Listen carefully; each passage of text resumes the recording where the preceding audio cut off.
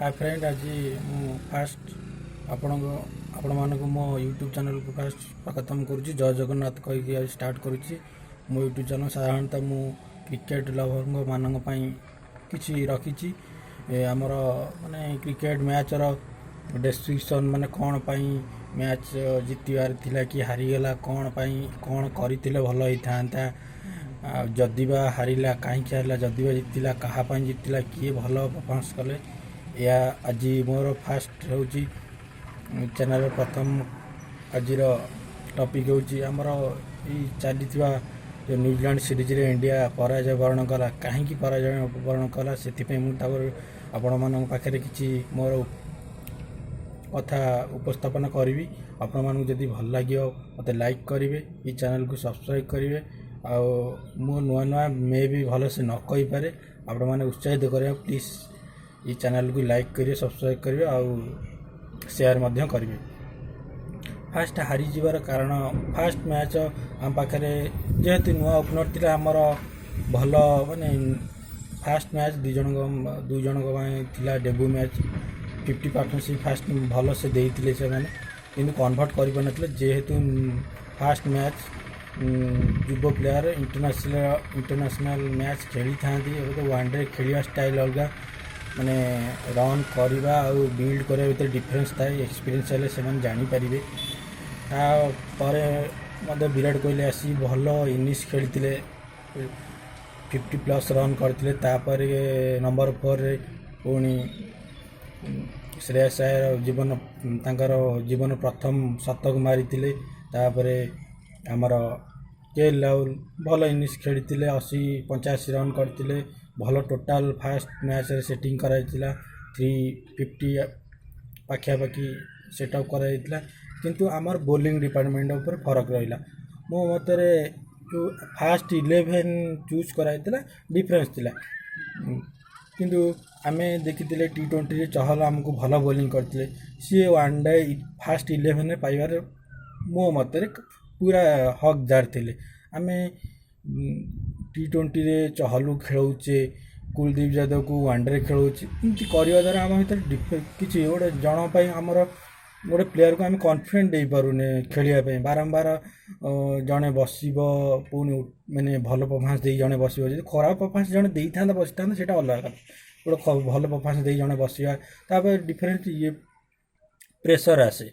कुलदीप यादव आम खेलिले जेहेतु पिच रे खेली ना प्रैक्टिस में भी करते पिच रे खेली ना से तांकर लेंथ आनियापी किसी समय लगिला किंतु लगिला मैच हारीगले। से मुझे कहवा कथा 11 जन मोर कुलदीप यादव बदले चहल खेलियार आउ शार्दुल ठाकुर बदले नवदीप सानी खेलियार।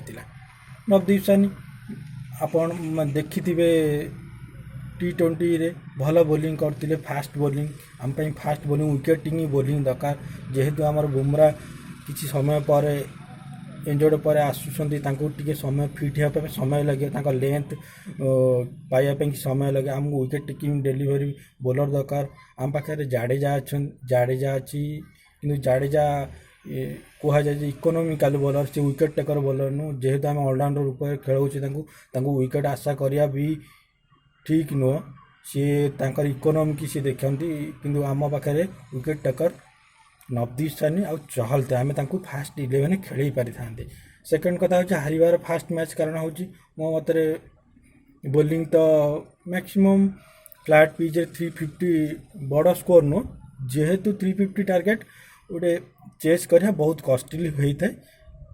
गोटे ये जो टीम भी टार्गेट चेस करे कॉस्टली टी होता है। आमे से मैच रे किसी फील्डिंग कैच माने जोटा टर्निंग पॉइंट कैच आमर थिला 10 रन कुलदीप यादव छाड़ी कैच आमर टेलर से कैचटा आम टर्निंग पॉइंट थिला। आ गोटे गोटे बड़ बैट्समैन गोटे गोटे चांस से माने छाड़ती से फास्ट मैच रे फील्डिंग जो आम हारिले। सेकेंड मैच आसला आम भल बोलिंग कले आम पिच की माने भल 11 खेली बेस्ट 11 मो मतरे मे भी सामी की विराट कोहली कहले ना आम प्रेसर आमर टीम मैनेजमेंट प्रेसर रखला टेस्ट फिट रखापी मैच रखागला ठीक अच्छे। ଫାର୍ଷ୍ଟ ମ୍ୟାଚ୍ ବୋଲିଂ ଭଲ ହେଇଥିଲା କିନ୍ତୁ ଶେଷରେ ଯେଉଁ 70-80 ରନ୍ ପାର୍ଟନରସିପ୍ ଦେବା 8 ୱିକେଟ୍ରେ ସେଠି ବୋଲିଂ ନଜର ଆସିଲାନି ଡେଥ୍ ଓଭର ବୋଲିଂ ନା ୱିକେଟ୍ ଟେକିଂ ବୋଲିଂ ହେଲା ନା ଡେଥ୍ ଓଭର ବୋଲିଂ ହେଲା ତଥାପି ବୋଲିଂ କହିଲେ ଚଳେ ମାନେ 270-80 ଠିକ୍ ଟୋଟାଲ୍ ଥିଲା କିନ୍ତୁ ଆମେ ଫାର୍ଷ୍ଟ ସେ ମ୍ୟାଚ୍ରେ ଦେଖିବାକୁ ଗଲେ ନ୍ୟୁଜିଲାଣ୍ଡର ମ୍ୟାକ୍ସିମମ୍ ପ୍ଲେୟାର ଇଞ୍ଜର୍ଡ଼ ଥିଲେ ସାଉଦି ବି ଇଞ୍ଜର୍ଡ଼ ଥିଲେ ନୂଆ ବୋଲିଂ ଆଟାକ୍ ନେଇ ସେମାନେ ବି ଖେଳୁଥିଲେ ଆମେ ବି ଫାର୍ଷ୍ଟ ୱିକେଟ୍ ଯେହେତୁ ଏକ୍ସପିରିଏନ୍ସ ଆମର ଓପନରମାନଙ୍କ ନଥିଲା ସେ ୱିକେଟ୍ ଦେଇଦେଲେ ଛାଡ଼ ଆମେ ବି ତାପରେ ଯେଉଁ ୱିକେଟ୍ଟା ବିରାଟ କୋହଲିଙ୍କ ଭଲ ବଲ୍ ଥିଲା ଆଉଟ୍ ହେଲେ ଆମର ୱିକେଟ୍ ହେଉଛି ସର୍ଟ ମାନେ ଚୁଜ୍ କରିବାରେ ଭୁଲ ଥିଲା କେଏଲ୍ ରାହୁଲ ମାନେ ୱିକେଟ୍ ପାଖର ବଲ୍ଟାକୁ କଟ୍ ଖେଳିକି ଆଉଟ୍ ହେଲେ କଟ୍ ଖେଳିବା ନ ଏତେ ଶୀଘ୍ର କରିବାଟା ମାନେ କେଏଲ୍ ରାହୁଲ ପିଚ୍ରେ ଯେହେତୁ ଏତେ ଭଲ ଫର୍ମ ଅଛନ୍ତି ସେ ପିଚ୍କି ଟିକେ ଟାଇମ୍ ଦେଇପାରିଥାନ୍ତେ ତାପରେ ଆମର ଆସିଲା କେଦାର ଯାଦବ ମୋତେ କାହିଁ ଜଣାପଡ଼େ କେଦାର ଯାଦବ ଖେଳିବା ମାନେ ସିଲେକ୍ସନ୍ କରିବା କଥା ନୁହଁ ଯେହେତୁ ଏତେ ତାଙ୍କୁ ହେଲାଣି 35-36 ବର୍ଷ ମ୍ୟାକ୍ସିମମ୍ ଏଇ ବର୍ଷ 2 ବର୍ଷ ଭିତରେ ସେ ମ୍ୟାକ୍ସିମମ୍ କ୍ରିକେଟ୍ ଖେଳୁନାହାନ୍ତି ଇଣ୍ଡିଆ ତରଫରୁ ମେ ବି ଇଞ୍ଜର୍ଡ଼ ମେ ବି ଡ୍ରପ୍ ଏମିତି ଇଞ୍ଜର୍ଡ଼ ହେବ ତାଙ୍କ ଫର୍ମ ବି ଏତେ କନଫିଡେଣ୍ଟ ନାହିଁ ଯେହେତୁ ତାଙ୍କର ଆଭରେଜ୍ ଆକାରରେ ଦେଖିବାକୁ ଗଲେ ଭଲ ଆଭରେଜ୍ ଅଛି କି ଭଲ ଯେତିକି କରିଛନ୍ତି ଭଲ କରିଛନ୍ତି ଏବେ କିନ୍ତୁ କେଦାର ଯାଦବ ଏତେ ଟାଇମ୍ ନେଲା ପରେ 30-35ଟା ବଲ୍ ଖେଳିଲା ପରେ ସିଧା ହାତକୁ ମାନେ ବଲ୍ ଡ୍ରାଇଭ୍ କରିବା ବଲ୍କୁ ଯଦି ଉଠେଇକିରି ହାତକୁ ଦେଇଦେବ ବଲ୍ ସେଠି କିଛି ଲାଭ ନାହିଁ ଏକ୍ସପିରିଏନ୍ସରେ କିଛି ଲାଭ ନାହିଁ ତାଙ୍କ ବଦଳରେ ମୋ ମତରେ ମନୀଷ ପାଣ୍ଡେ ଖେଳିଥିଲେ ଭଲ ପାର୍ଟନରସିପ୍ ସେ ଭଲ ଫର୍ମରେ ଅଛନ୍ତି ଆଉ ଭଲ ପାର୍ଟନରସିପ୍ ବଣ୍ଡ କରିପାରିଥାନ୍ତି ତାପରେ ରହିଲା ଜାଡ଼େଜାଙ୍କ କଥା ଭଲ ପାର୍ଟନରସିପ୍ ଆମର ଜାଡ଼େଜା ଆୟାରଙ୍କ ମଧ୍ୟରେ ହେଇଥିଲା କ୍ଲୋଜ୍ ଟୁ ମ୍ୟାଚ୍ ମାନେ ଫାଇଟିଂ କଲା ଭଳିଆ ମାନେ ଟାର୍ଗେଟ୍ ଆଚିଭ୍ କଲା ଭଳିଆ ଖେଳିଥିଲେ କିନ୍ତୁ ସେଇ ଭୁଲ 50 ପରେ ବାରମ୍ବାର ଭୁଲ କରିବା ଭୁଲ ସଟ୍ ମାରିବା କିଛି ନଥିଲା ଟିମ୍ ଲାଷ୍ଟ ପର୍ଯ୍ୟନ୍ତ 50 ଓଭର ଖାଲି ଖେଳିଥିଲେ ରହିଯାଇଥିଲେ ମ୍ୟାଚ୍ ଜିତି ଯାଇଥାନ୍ତା ଆୟାର ସେଠି ଭୁଲ କଲେ ତାଙ୍କ ୱିକେଟ୍ କଟ୍ ମାରିବାକୁ ଯାଇକି କିପର ହାତରେ କ୍ୟାଚ୍ ବସିଲେ ତାପରେ ଆମର ଶାର୍ଦୁଲ ଠାକୁର ତାଙ୍କର ବୋଲିଂ ଯେହେତୁ ଆମେ ବୋଲର ଅଲରାଉଣ୍ଡର ତାଙ୍କ ଉପରେ ବେଶୀ ଭରସା କରିବା ଦରକାର ସିଏ 18 ରନ୍ କଲେ ଠିକ୍ ଅଛି ତାପରେ ଜାଡ଼େଜା ସନି ପାର୍ଟନରସିପ୍ ସନି ପ୍ରଥମ ଥର ପାଇଁ ତାଙ୍କ ବ୍ୟାଟିଂରେ ଜଲବା ଟିକେ ଦେଖେଇଲେ ଠିକ୍ ସମୟରେ ଖେଳୁଥିଲେ ମୋମେଣ୍ଟମ୍ ପୁରା ପାଖକୁ ଆସିଥିଲା ଗେମ୍ ଜିତିବା ପାଇଁ ଠିକ୍ ଟାଇମ୍ରେ ବେକାର ଛକା ପ୍ରିଭିୟସ୍ ବଲ୍ ଛକା ମାରିଥିଲେ ତାପରେ ବଲ୍ ଷ୍ଟ୍ରାଇକ୍ ରୋଟେଟ୍ କରିଥିଲେ ବଢ଼ିଆ ହେଇଥାନ୍ତା ବିରାଟ କୋହଲି ତାଙ୍କୁ ବି ହାତ ଦେଖେଇଥିଲେ ଷ୍ଟ୍ରାଇକ୍ ରୋଟେଟ୍ କର ସିଏ ବୁଲେଇକି ମ୍ୟାଚ୍ଟାକୁ କରିଦେଲେ ତାପରେ ଫାର୍ଷ୍ଟ ମ୍ୟାଚ୍ ହାରିବାର କାରଣ ସେଇ ଗୋଟେ ମାନେ ଭୁଲ ସଟ୍ ଚୟନ ବ୍ୟାଟିଂରେ ଆମର 4-4ଟା ସଟ୍ ଠିକ୍ ସିଲେକ୍ସନ୍ ନଥିଲା ଯୋଗୁଁ ଆମେ ହାରିଲେ ଏତେ କମ୍ ଟୋଟାଲ୍ ସିରିଜ୍ ହାରି ବସିଲେ ଥାର୍ଡ଼ ମ୍ୟାଚ୍ ଆମେ କାହିଁ ହାରିଲେ ଥାର୍ଡ଼ ମ୍ୟାଚ୍ ଆମେ ବ୍ୟାଟିଂରେ ପୁଣି ବିରାଟ କୋହଲି ଫେଲର ମାଇଲେ ପୃଥ୍ୱୀ ଶ ପୁଣି ଷ୍ଟାର୍ଟ ମିଳିଥିଲା କନଭର୍ଟ କରିପାରିଲେନି ଯେହେତୁ ଏକ୍ସପିରିଏନ୍ସ କମ୍ ଅଛି ସେଥିପାଇଁ କନଭର୍ଟ କରିପାରିବେନି ମୟଙ୍କ ଅଗ୍ରୱାଲ ପୁଣି ଫେଲର କାହିଁକିନା ତାଙ୍କର ଯେହେତୁ ଭଲ ପ୍ଲେୟାର କିନ୍ତୁ ୱାନ୍ ଡେ ଆଉ ଟେଷ୍ଟରେ ବ୍ୟାଟିଂ କରିବା ବହୁତ ଡିଫିକଲ୍ଟ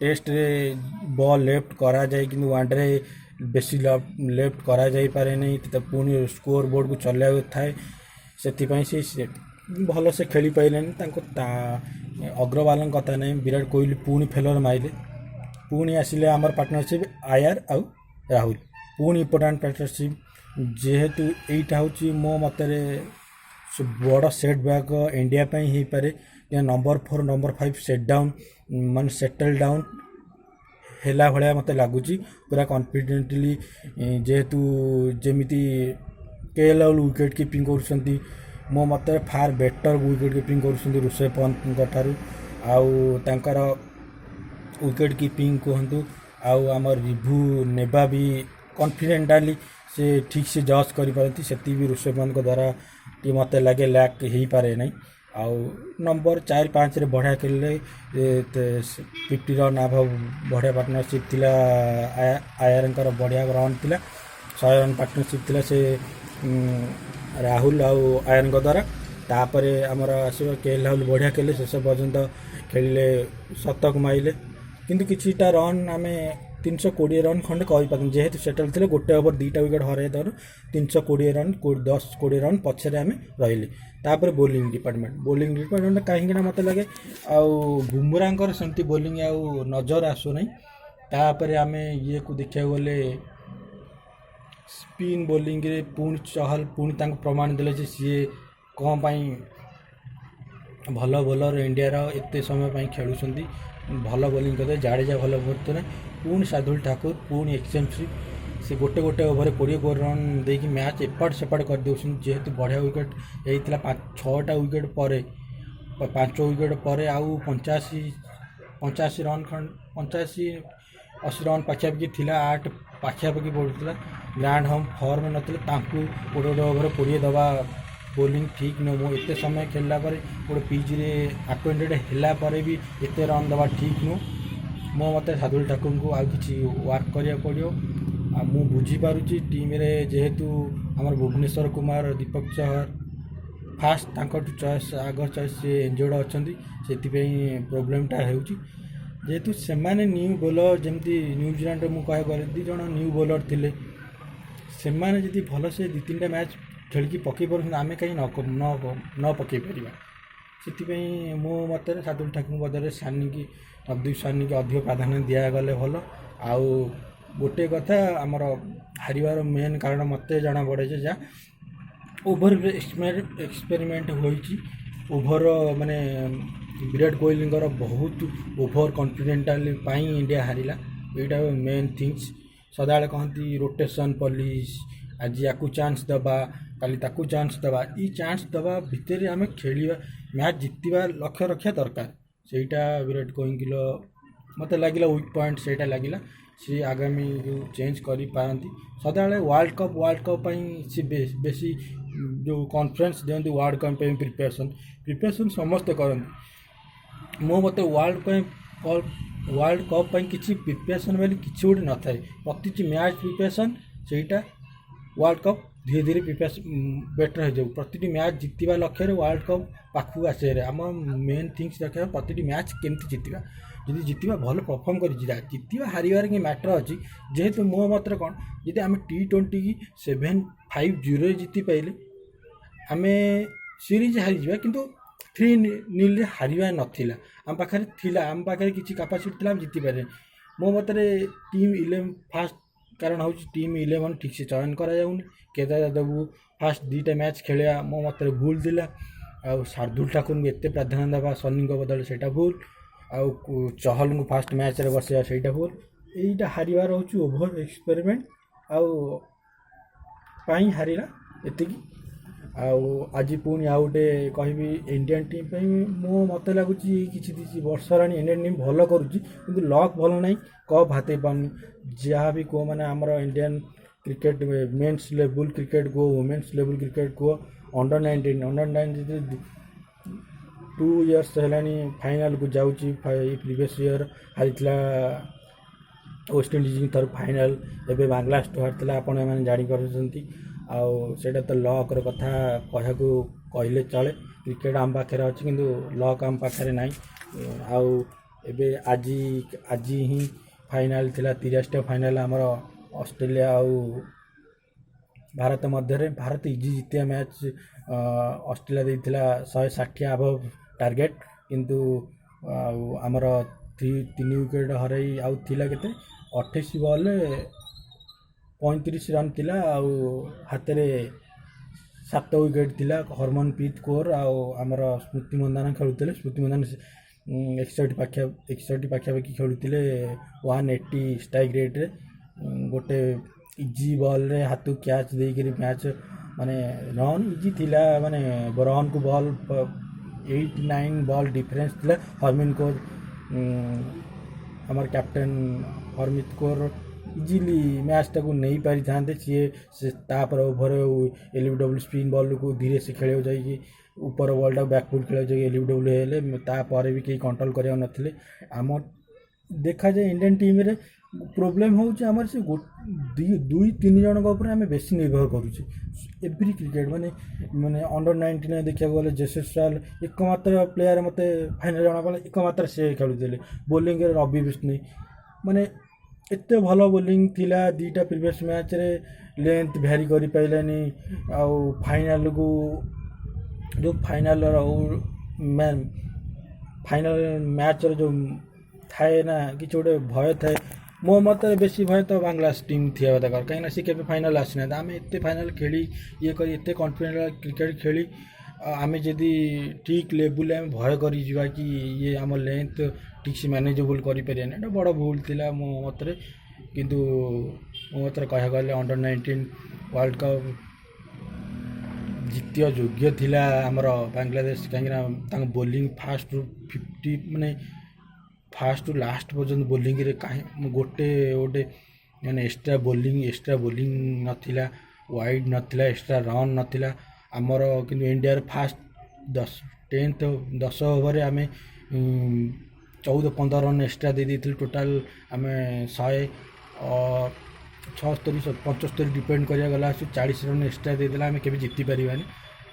ଯେହେତୁ ବାଂଲାଦେଶ କ୍ରିକେଟ୍ ତାଠୁ ଭଲ ଖେଳିଥିଲା, ଜିତିବା ହକଦାର ଥିଲା। କିନ୍ତୁ ଏ ଯେଉଁ ଜିତିବା ପରେ ବାଂଲାଦେଶ କ୍ରିକେଟ୍ ଯେଉଁ ପରେ କଣ୍ଟ୍ରୋଭର୍ସି ମାନେ ସେଲିବ୍ରେସନ୍ ତାଙ୍କର ଗୋଟେ ଖରାପ କ୍ରିକେଟ୍, ତାଙ୍କ କ୍ରିକେଟ୍ର ଖରାପ ଜିନିଷ ହେଉଛି ତାଙ୍କ ଖେଳାଳି ମାନେ ସେଲିବ୍ରେସନ୍। ଠିକ୍ ତୁମେ ଜିତିବ, ଜଣେ ଜିତିବ ଠିକ୍ ଅଛି, ସେଲିବ୍ରେସନ୍ କର, ଅନ୍ୟକୁ ଦେଖେଇ ସେଲିବ୍ରେସନ୍ କର। ଜଣେ ଅନ୍ୟ ମାନେ ମୋ ମତରେ କହିବା ଏଗନେଷ୍ଟ ଟିମ୍ କି ଆପ୍ରିସିଏଟ୍ କର। ସେମାନେ ବି ଫାଇନାଲ୍ ଆସିଥିଲେ, ସେମାନେ ବି ଭଲ ଖେଳିଲେ। ଖେଳରେ ହାରିବା ଜିତିବା ଅଛି, ଯେହେତୁ ସେମାନେ ସେଇ ଜିନିଷଟାକୁ ଲ୍ୟାକ୍ ତାଙ୍କର ରହୁଛି ତାଙ୍କ କ୍ରିକେଟକୁ ବେଶୀ ଭଲ ପାଆନ୍ତି। କିନ୍ତୁ ଓଭର ଭଲ ପାଇବା, ଜଣକୁ ଭଲ ପାଇବା ମିନ୍ସ ଅନ୍ୟକୁ ରେସପେକ୍ଟ ଦେବା ବି ସେତିକି ଜରୁରୀ। ଜଣେ ହାରିଲା ବୋଲି ତାକୁ ବି ରେସପେକ୍ଟ ଦିଆଯାଏ। ଜିତିବାଟା ଆମେ ଖୁସି ପାଳନ ମାନେ ସେଲିବ୍ରେସନ୍ ନିଜ ଦର୍ଶକ ଦ୍ୱାରା ସେଲିବ୍ରେସନ୍ କରିବା, ଅନ୍ୟକୁ ଆଙ୍ଗୁଠି ଦେଖି ସେଲିବ୍ରେସନ୍ କରିବା କଥା ନୁହେଁ। ତାଙ୍କର ସେଇଟା ଭୁଲ ଥିଲା ମୋ ମତରେ। ଆଉ ଏତିକି ଆଜି ପାଇଁ ଏତିକି। ଆଉ ପୁଣି ଦେଖା ହେବ ପୁଣି ଆମର ଆଗାମୀ ମ୍ୟାଚ୍ର ବିବରଣୀ କିଛି ଆପଣମାନଙ୍କ ପାଖରେ ଆସିବି। ଆଉ ଏତିକି କହିବି, ମୋର ଏଇଟା ଫାଷ୍ଟ ଇଣ୍ଟରଭ୍ୟୁ। ଆପଣମାନଙ୍କୁ ଯଦି କିଛି ଭୁଲ ହୋଇଥାଏ ଟିକେ ମୋତେ ମ୍ୟାନେଜେବୁଲ୍ କରିବେ। ଆଉ ମୋ ଚ୍ୟାନେଲକୁ ସବୁ ଲାଇକ୍ କରିବେ, ସବସ୍କ୍ରାଇବ୍ କରିବେ, ସେୟାର କରିବେ। ଜୟ ଜଗନ୍ନାଥ।